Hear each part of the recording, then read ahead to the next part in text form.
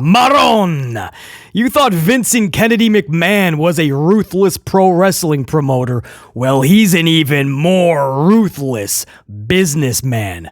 Wait till you hear what good old VKM has been up to. Because he's making mega moves, even bigger than before in WWE. Two big announcements, huge announcements from WWE just a few hours ago. We'll go over what those were and how hands-on VKM truly was in these power moves. That's coming up in this upload. Also, an AEW wrestler is catching some flack for who he was training with recently.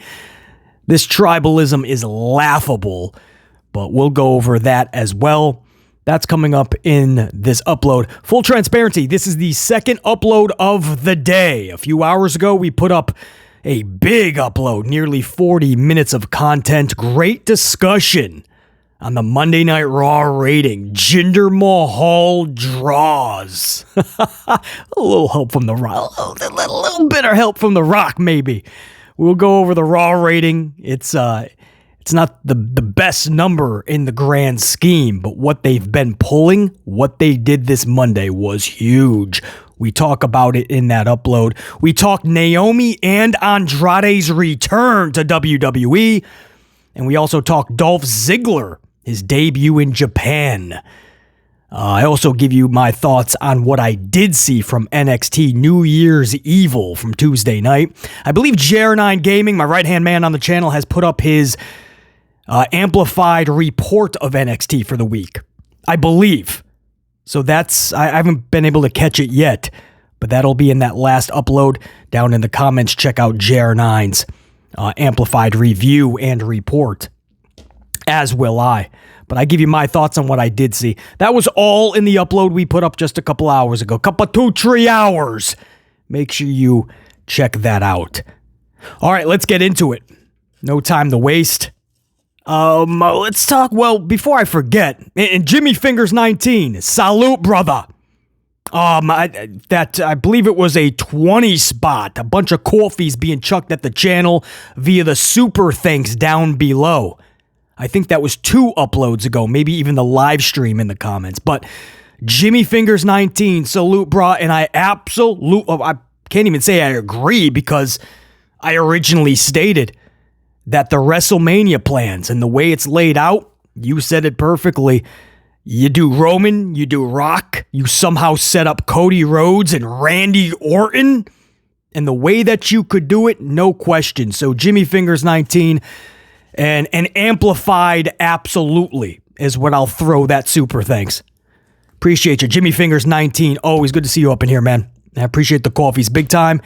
And the common sense and logic when it comes to pro wrestling and what should be done. Throwing Rock and Roman at the Elimination Chamber because it's Australia, I believe it is, right? I keep wanting to say Argentina. Australia.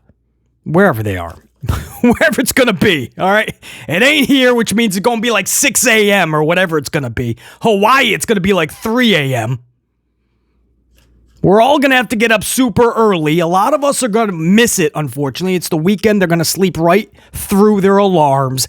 So a lot of people are going to have to watch one of the biggest matches in wrestling history on demand or a replay. That is stupid. It might happen, though. It's a possibility. But Rock and Roman is a WrestleMania match. That's pretty damn obvious. I don't care who's trying to finish a story for 10 years now. Cody's story is he's going to finish the story for 3 straight years. Somebody made a great point recently. You didn't see Randy Orton's story of Bob, my father didn't get the title. Now my whole legacy is trying to get this title. No. Now you say, well, BC, he's kind of already been champion several times. But, listen, it was fun for 39, the finish the story thing, right? It was fun then. It's not as fun for a lot of us for 40, man. They haven't even crossed paths, and with just a couple months before Mania, you're going to have to try to rush this thing together and make us feel the same feelings from last year. Good luck, because all the talk is on Rock and Roman right now. Ain't nobody talking about Cody and Roman. The only thing we're saying about Cody and Roman is he's gonna finish the story with Roman. Wow, that's exciting. I can't wait to get to 40 now to see that match, because I'm told by other wrestling fans he has to finish his story now. Where were you last year when I was telling you he had to finish his story? You were sitting there saying he's got to struggle in adversity first. No, but you see, now's not the time. We should keep the title on Roman for an entire another year so he can vacation with it the entire year. I think the title on Roman for another year will really bulk up Cody in this whole storyline. What's the story? He goes into 3 months with Brock, there is no story. 60 plus matches with Judgment Day, and here we are January, a few months before WrestleMania, and there's still no path to getting the two back together. I hope I care as a huge Cody supporter, and as somebody who has loved Roman Reigns as a heel way more than a face. You better make me care as much as I did at 39, because I'm telling you right now, most of us, we don't. Anyway, Jimmy Fingers 19. I agree. Appreciate the coffees, brah. Now that I'm all fired up, let's talk about the AEW wrestler that's catching some flack. Ricky Starks. AEW's Ricky Starks. He was already catching flack anyway because his good buddy is Cody. And he showed up to like WrestleMania and he's been to other WWE events to support Cody. And I think it was the WrestleMania one where security cam actually caught the footage of Ricky Starks going into the WWE building and everybody was flipping out because tribalism. So you see Ricky Starks catching all this flack from fans. And then recently, this didn't help. Recently, Natty put up a bunch of vids of TJ, her husband, TJ Wilson. He runs the women's division for WWE, but he does a lot of training. And I guess they were all training together. All these WWE talents, some ex-WWE talents, some hopefuls. Ricky Starks was seen in a couple of the vids. One of them, for instance, he was literally locking it up, I guess. I didn't actually see this. This is how it was reported to me. One of them, he was locking up with Dawkins of the Street Profits. So Starks training with WWE talent, and once again, now he's catching flack. How dare you? That's the enemies. No, those are his friends. I told you guys, man, Ricky Starks is one of those dudes, he will be in WWE sooner rather than later. He might go another cycle with Tony Khan's AEW, Alternative or Entertainment Wrestling. He might. He could sign 2 to 3 years extension, get some more years under his belt, try to get some more shine and collect some good money. It's possible. But that'll be it. I don't see him signing a 5-year deal, for instance, and I don't see him re-signing after 2 to 3 years tops. I say within the next 3 years, Ricky Starks is going to WWE. He's one of those dudes that sees that the entertainment factor has to be in a pro wrestler. I know it's a cute, cool thing to say. We're wrestlers, not entertainers, right? That's what the little niche audience likes to say. This is wrestling, not entertainment. We're wrestlers, not entertainers. Right? That's the cool thing, because we're cool, right? We're the man. Screw that WWE crap, man. Shills. Damn shills. We're all elite over here. Bro, wrestlers are entertainers. Entertainers are... It's all one of the same. I don't know any other way to... It's all the same thing, right? You do realize it's rehearsed. It's choreographed. It's pre-planned. You do understand that, right? The promos, everything. If not scripted, they got the bullet points. They got... Everything is rearranged beforehand. They're entertainers. It's what they're doing. If you're doing it correctly, you're entertaining. If you're not, you're pretty boring and you're not entertaining. So maybe we'll delegate you to just a wrestler. How's that? Put on some tights, do some cool moves, and there's a niche of the crowd that will still yell, "This is awesome" for you. But Ricky Starks sees himself as an entertainer, and he knows that WWE is the top of the line, but he sees himself as being able to fit in there. He truly thinks high of himself, and he says, you know what? I can hang. I see my buddy Cody doing that. I can do that. I should be there. I think Ricky Starks knows the stage that he wants to be on. He knows he's a really good entertainer.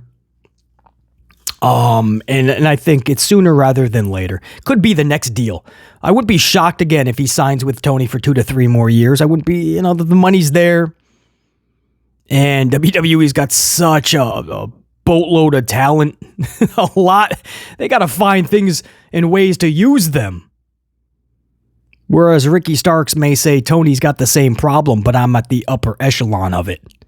I don't know, but Ricky Starks catches a lot of flack in AEW. People are going to have to understand he has a lot of friends in WWE, Cody Rhodes being one of them, a main talent. And by the training vids that you're seeing, it doesn't stop at Cody.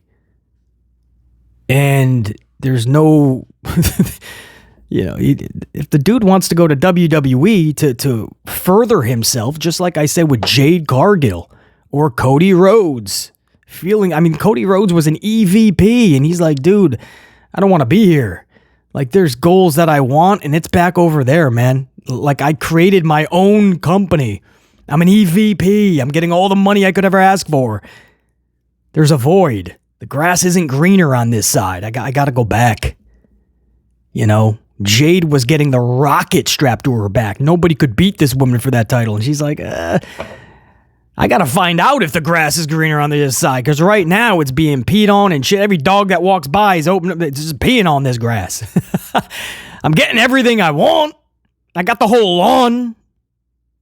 But I just feel like I got to get off this lawn. I'm going on the other side of this fence. Jade Cargill had to get out. CM Punk knew. He's been on both sides of the fence. He's been on all the grass, and he knows that, AEW was just not the fit for him. Not the right structure, nothing. CM Punk could not get off of that grass soon enough. He tried everything to get out of there to get back over the World Wrestling Entertainment. Anyway, Ricky Starks, he will be in WWE one way or the other, sooner rather than later. So maybe this vid that Natty put out, maybe it's for the best. People can get used to the fact that Ricky Starks is WWE, right? So that when he is actually WWE, you're not that shocked. And nobody has to cry about it. Now moving on, big power moves by Vincent Kennedy McMahon. You guys ready for this?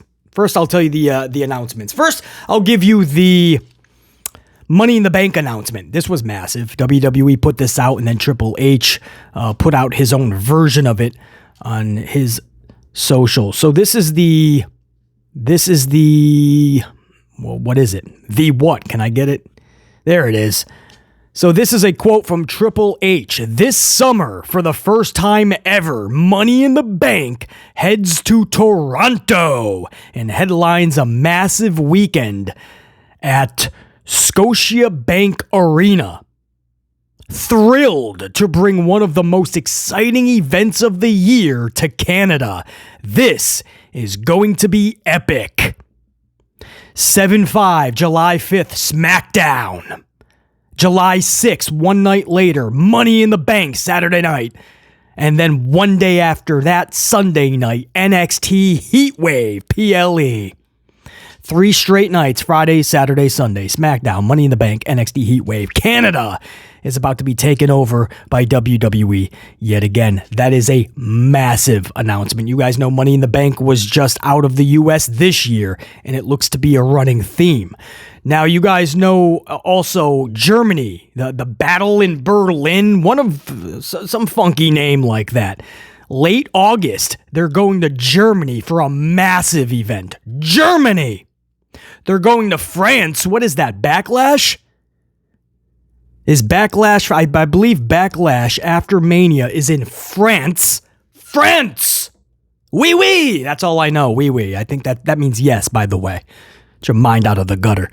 France, so Germany, France, now Canada, and of course, Elimination Chamber is, I don't know why I keep wanting to say Argentina, but it's Australia, I believe, right? And for, I got to, man. I got to look this up because that's going to bug me. All right, it is Australia, yes. Argentina. What are we doing, BC? More coffee. So Australia, Elimination Chamber. Okay, so do we got all that? Elimination Chamber, Australia, Backlash, France, post SummerSlam, Battle in Berlin, Germany, and now Money in the Bank, just up north, but still, you know, they're tapping into other countries' credit cards. Canada. So WWE truly becoming, or at least putting the emphasis on the word world in World Wrestling Entertainment. Now that's big news, obviously, right? Again, the Canada Money in the Bank announcement just made a couple of hours ago, but the bigger news, I feel anyway, and I'll share it with you guys, is who we're hearing is spearheading all of this. It is Vincent Kennedy McMahon, former full owner of WWE/WWF. Vince McMahon, of course, is still on board with TKO, prominent role. And he's basically the Dana White. What Dana White is to UFC, that's what Vince is to WWE still. And he is brokering, he is negotiating, he is rocking out these deals left and right, we are hearing. Not just taking big events to other countries. But for instance, the next story I'm about to get to, Vince McMahon played a pivotal role, we are hearing, in spearheading that as well, with top officials, obviously, from Endeavor, and even Dana White. But Vince McMahon is making sure, and this is brilliant, but my point, first of all, Vince McMahon is making sure that they tap into every market imaginable that could possibly take their wallet out for WWE and pay them. This is brilliant because I told you guys, when they report record revenue, for the longest time, now business is picking up now, right? It's WrestleMania season, and we have a lot of fun stuff. Seth and Punk, and Roman and Rock, and even seeing what they're going to do with Cody's story. Randy Orton and Roman at Rumble. We're expecting Randy Orton to win tomorrow night's triple threat to take on Roman at Rumble. But there's all this fun stuff going on, right? Andrade's coming back, possibly Sasha, possibly Naomi, possibly AJ Lee. They're all teasing. It's a lot of fun stuff. But before all of this was happening, right, WWE was in a rut, and I'm talking about a 10-year rut. But for the past couple, 2-3 years, we've been hearing about record revenue and business is booming. Business was not booming for the fans, right? Business was booming financially for WWE. There's a big difference, right? Because Tony Khan will tell you for alternative entertainment wrestling, he'll tell you business was not booming financially. He has at least stayed firm in his honesty that AEW has not really turned a profit yet. And that makes sense because to this day, NXT has never turned a profit. So at least he's not lying about that, right? Anybody will tell you that. Impact, TNA Wrestling will tell you we're hanging on by a thread. But we're making it work. We found a way that works so that we can continue to work. They're not pulling in revenue that's anything substantial. No promotion is. The local bingo halls for sure are not. WWE was pulling in record revenue. That's different than the industry is booming when one company is pulling record revenue. And I told you guys, especially with the lockdowns and all of that, everybody was quick to take out their wallet. The prices for live events have tripled and quadrupled bare minimum. In most markets like New York City to Chicago, it's 7 to 10 times what they were just 3 years ago. But people are willing to rip out the wallet and rip out the credit card even faster. Boom, chuck it at WWE. I'm going out to have a good time with my family or my significant other. Oh, I'm taking my kids to pro wrestling. And that works for a couple, 2-3 years, which is what they've been doing. Eventually, though, those credit cards reach what's called a max limit. Once you reach that limit, you can't order anything else, right? You can't even get toilet paper. You can't take those kids or that family to the local Olive Garden. You spent it all on WWE. So once Vince McMahon, this is what he's done his entire career. This is strategic. Now that he has pretty much liquidated everybody and slowly has entered the global market, which he's been doing the last 2 years, right? While milking the US for everything that they're worth, he's been slowly integrating. Now he's going to start utilizing it big time. He's going to do exactly what he did to the US smartly. He's going to do it on a much more global scale. He's going to go to any and every country he can possibly hit where they have not whipped their credit cards out for WWE, and he's going to make sure they're doing such. And this is a perfect business model, because most likely they're not going to go to France and Germany every single year. Once every couple, 2-3 years, possibly, right? Perfect.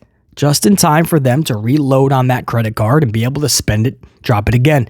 This is it's a near perfectional business model, and it's straight from VKM's dome piece because he's been doing it on a smaller scale way beforehand.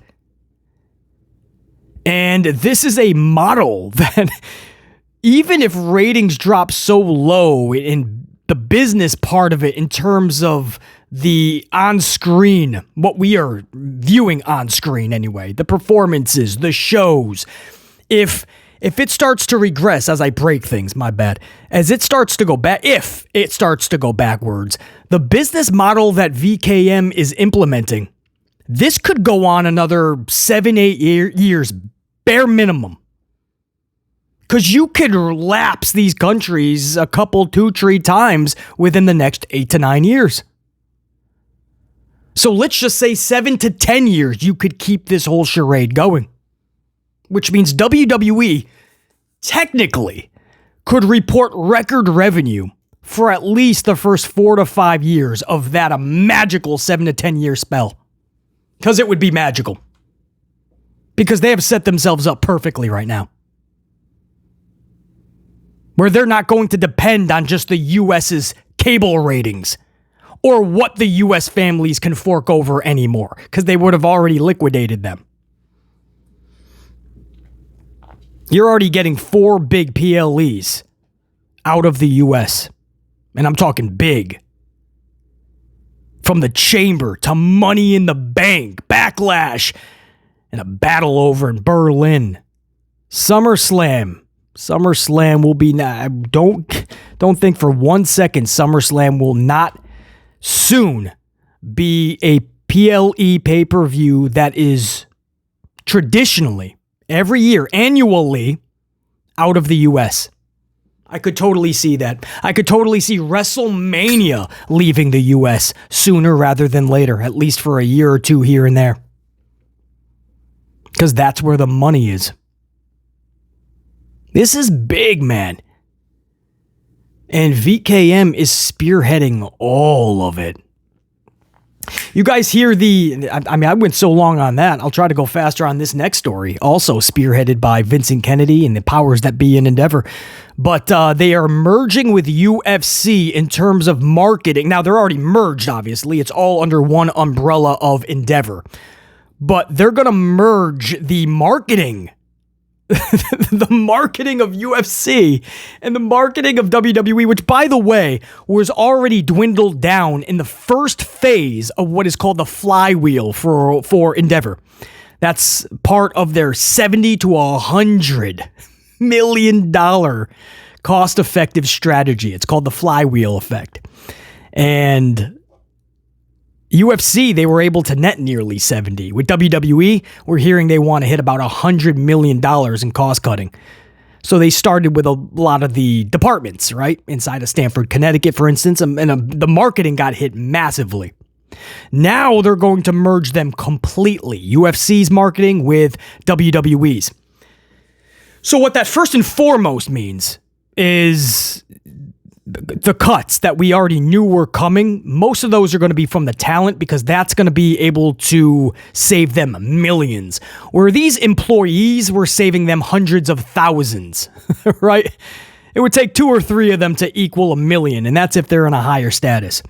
Whereas one wrestler contract could net you $3 million in savings. So the wrestlers, there's going to be a mass release. A mass release strategy is going to be implemented by Endeavor, most likely right after WrestleMania. I doubt it would be before. They don't want that cloud hanging over them right before their big event, their biggest of the year. But right after, you see what WWE is doing, right? Lately, they've been locking down their talent, signing them to massive extensions, and this is all part of a strategy, guys. This is setting them up for end of April.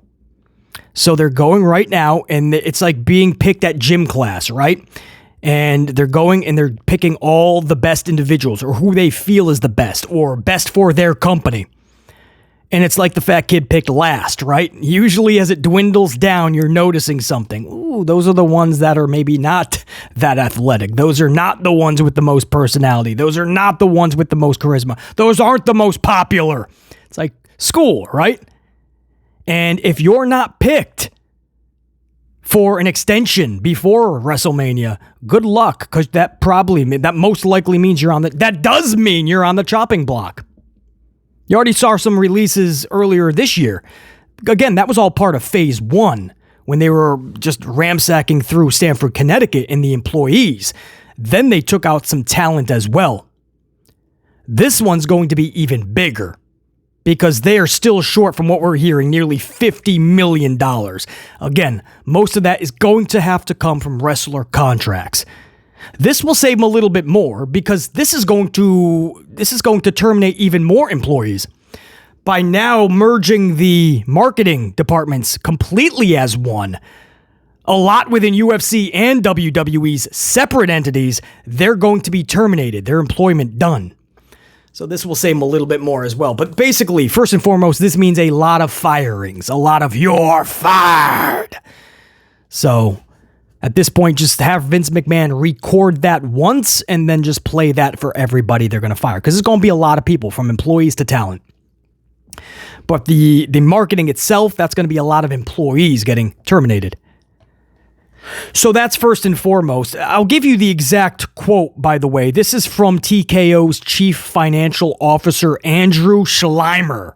Not to be confused with Schleimer from the Ghostbusters. But Andrew Schleimer, TKO's Chief Financial Officer, says, and I quote, "Since Endeavor acquired UFC in 2016, UFC's global partnerships business has become a significant growth area, and we believe WWE's partnerships business has similar potential."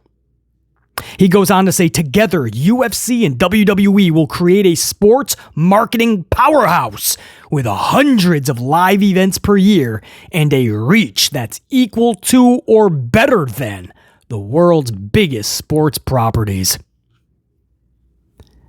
So they're going to go huge. And you hear that, right? Let me go over that quote again. "Together, UFC and WWE create a sports marketing powerhouse with hundreds of live events per year and a reach that's equal to or better than the world's biggest sports properties." A reach. They're thinking outside the US majorly, and they really want to bump UFC outside the States because they see WWE has mastered it. And he says business has become a significant growth area, and we believe WWE's partnerships business has similar potential. He's talking about the global reach. Since 2016, UFC's global partnerships business has become a significant growth area. What he's telling you is that's where their focus is, globally. That's where the money is. But VKM has been trying to tell everybody that for the last 3 years. That's not a coincidence. This dude is saying in 2016, he said that this was an area that they thought was significant. Well, why are they not where they wanted to be? Meanwhile, Vince McMahon, it's like the slowpoke on the highway, right? And it's 75 miles an hour, and this dude's going 35. Well, here comes Vince McMahon going 95. He's flipping you off on the way by. Vince McMahon's doing 95 on a 70. He knows what's up. No matter how you feel about Vincent Kennedy, I hear you. But, I mean, this dude is way ahead of the curve business-wise. He saw before anybody else that globally is where it's at, and we need to start it sooner rather than later, and that's what he did. So basically, one dude, Vincent Kennedy, was beating an entire company of Endeavor for the last 3 years. That's what this is telling you. And now, working with Vince, they finally opened their eyes as to how to do this. So they're going to fucking just market it together. What WWE's doing, yeah, let's do that. If you think this is to help WWE is pulling in record revenue nonstop. They have mastered globally the last 3 years, thanks to Vincent Kennedy. They have mastered it. You think they need UFC to help them? They're just going to take a chunk of their chutzpah, of their momentum. No, this is for UFC. We just hope that it won't dilute WWE in the process. But this was what we knew Endeavor was going to do. Whatever WWE is doing correctly, let's help UFC. And if UFC is doing something really good, even though it doesn't fit the WWE model, doesn't matter. WWE do that. This is where it can get tricky. If it's good, it's going to be good. If it's bad, it's going to be bad. But guys, that is another massive announcement just a few hours ago. It is official. TKO is merging WWE and UFC. It starts with the marketing. It ain't going to stop there, trust me. It'll be interesting to see what that does for the rating, like for television or for toys and entertainment license, all of that. You know, WWE has recently changed its policy on blood, for instance. You saw Becky Lynch bleeding and they didn't try to bleep it out. They didn't hand her the towel. The referee did not hand her the towel, which is what their old policy used to be, even just a month ago. Right? Get a camera shot different, have the referee off camera, give the white towel, wipe off that blood. We cannot show that. Becky Lynch was bleeding and they loved it. The Rock, top of the 10 o'clock hour, talking about a douchebag something, and they didn't beep him at all. Now, 10 o'clock, you get away with a lot more, yes, but they didn't bat an eyelash. You know, is it already starting, man? In that case, UFC might bring a little bit more of an edge to WWE because this is the marketing, and UFC's marketing has always had a little bit more edge. Obviously, it's combat fighting. A lot to talk. I mean, we could be here another several hours, guys, but these are big stories. WWE is taking their PLEs. This is just the beginning. It's only a matter of, by next year, don't be shocked if half of the PLEs, at least 6, are going to be global. And if they keep just annihilating it, could be even be more in 2026. And then the WWE and the UFC mergers, that's just going to open the door even more for more firings of employees. And again, around April, the biggest cuts you've ever seen in WWE, it's coming, unfortunately. Endeavor has already said they are utilizing the flywheel strategy for WWE. They already confirmed it. They confirmed it when they first bought WWE. So, what do you think that is? It's the flywheel. They have to cut $70 million for the UFC. They made sure they did whatever they needed to do that. And word is they actually hit the $70 million goal. We heard it's $100 million for WWE, but we're hearing they're nowhere near that number yet. That's only going to come from one place. The millions and millions of dollars tied up in talent contracts. And a lot of that talent sits at catering or sits at home because creative has nothing to do with them. Don't be the fat kid picked last at gym class. Because that is not good. That's what I got for you guys. Until next time. And there will be that next time. Top guys, we are out. BC, saying check you. Peace. Go long. You know the deal, guys. You know the deal. Go longer than that. What did I say? Go long. You went 4 feet. What are you doing? You going to have a soda pop and a honey bun? Go deep.